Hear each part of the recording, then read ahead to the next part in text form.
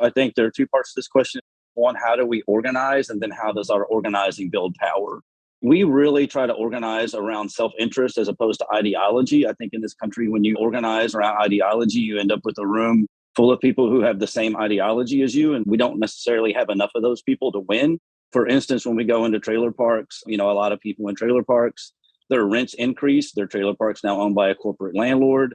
They see brown people moving into their neighborhood and they tend to blame that because we don't have the best public education system in this country.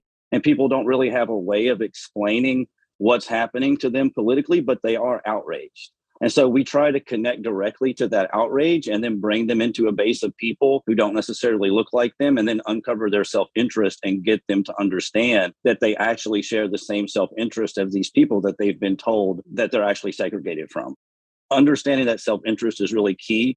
I think in the South, we've been trained to be selfless and we've been trained to give up our power over and over again. And it's important to understand that we're not really doing that in and of ourselves. That's a tactic of the ruling class. Getting people to understand what their self-interest is and then getting them to act in that self-interest and getting them to declare that publicly is a real key part. And then the way we build power on top of that is to getting them to behave as a collective. There are two things we have that's real, and that's our rent and that's our labor.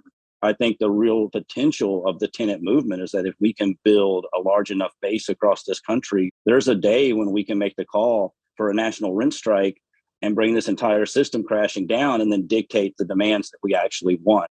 If you're interested in environmental justice, if you're interested in carceral justice, tenant organizing to me is really the thing that's going to win and build the power in this country to shift the power dynamic that we currently have.